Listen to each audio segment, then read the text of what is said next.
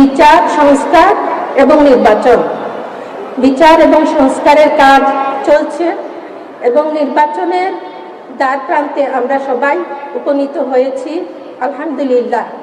এই বিচার, সংস্কার এবং নির্বাচনের কাজে দেশের সচেতন নাগরিক হিসাবে আমাদের সকলের অংশগ্রহণ করা, যার যার ভূমিকা পালন করা এবং যার যার অবস্থান থেকে দায়িত্বশীল আচরণ করা, দায়িত্ব এবং ভূমিকা পালন করা আমাদের ইমানি দায়িত্ব, দেশের নাগরিক হিসাবে আমাদের দায়িত্ব।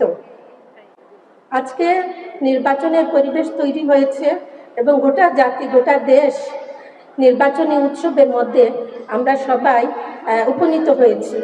আগামী 12 তারিখে আমরা সবাই নির্বাচনে অংশগ্রহণ করব, আমরা ভোট দেব।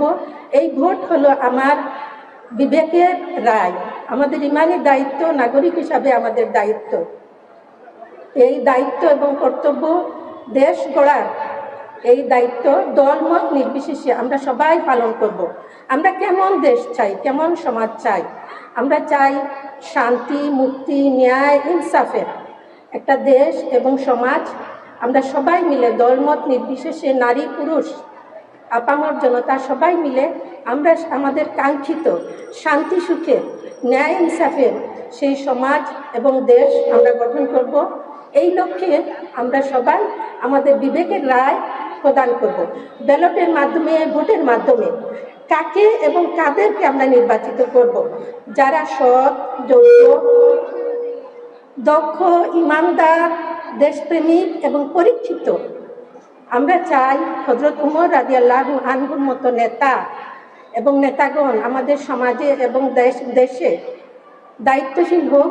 দেশ এবং জাতিকে পরিচালনা করার দায়িত্ব আমরা এমন যোগ্য নেতার হাতে দিতে চাই, যারা প্রকাশ্যে এবং গোপনে সর্বাবস্থায় আল্লাহ রাব্বুল আলামিনকে ভয় করে, আল্লাহকে হাজির নাজির জেনে তাদের সমুদয় দায়িত্ব, জনগণের প্রতি অর্পিত দায়িত্ব পালন করবে। হযরত উমর রাদিয়াল্লাহু আনহু বলেছিলেন, ফুরাতের কূলে একটা কুকুরও যদি না খেয়ে মারা যায়, আমি উমরকে হাসরের ময়দানে আল্লাহর দরবারে জবাবদিহি করতে হবে। সেই ধরনের আল্লাহ ভীরু, পরহেজগার, আমানতদার, বিশ্বস্ত নেতা এবং দায়িত্বশীল আমাদের প্রয়োজন। মহান আল্লাহ রাব্বুল আলামিন বলেন, নেতা এবং নাগরিক সবাইকে হতে হবে সৎ, যোগ্য, আল্লাহ ভীরু এবং আমানতদার, সৎ চরিত্রবান। মহান আল্লাহ বলেছেন, জনগণের লোকেরা যদি আল্লাহর উপরে ঈমান আনে এবং আল্লাহকে ভয় করে চলার নীতি অবলম্বন করে, তাহলে আল্লাহ রাব্বুল আলামিন আসমান এবং জমিনের সমুদয় রহমত, বরকতের দরজা তাদের জন্য খুলে দিবেন। বাংলাদেশে শান্তি, সুখের সেরকম একটা কাঙ্ক্ষিত সমাজ এবং দেশ গঠন করা সময়ের ব্যাপার। ইনশাআল্লাহ যদি আমরা সবাই ঐক্যবদ্ধ হই, আমরা সবাই যদি চেষ্টা করি, আগামী 12 তারিখে আমরা সবাই ভোট কেন্দ্রে যাব, নিজেদের বিবেকের রায় আমরা প্রদান করব এবং সৎ, যোগ্য, ইমানদার, আমানতদার প্রার্থী এবং নেতাকে আমরা বাছাই করে নেব, যাদের হাতে দেশ এবং জাতি নিরাপদ থাকবে। নেতার নাম বলেন এখানে। আমরা জানি ঢাকা 15 আসনের প্রার্থী জনাব ডাক্তার শফিকুর রহমান সাহেব এবং আমরা সবাই, আমরা যারা এখানে উপস্থিত আছি, আমরা এই আসনের আমরা সবাই ভোটার। আমরা ভোটও দেব, দোয়াও করব এবং সার্বিকভাবে সহযোগিতা করব, যার যার ভূমিকা এবং দায়িত্ব পালন করব দেশের জন্য, জাতির জন্য, উম্মার জন্য। মহান রাব্বুল আলামিন আমাদের সবাইকে আমাদের প্রত্যাশিত, কাঙ্ক্ষিত দায়িত্ব পালন করার তৌফিক দান করুন। সবাইকে আল্লাহ সুস্থ রাখুন, আমাদের পরিবার পরিজন সবাইকে আল্লাহ হেফাজত করুন। 24-এর শহীদদেরকে আবারও স্মরণ করছি।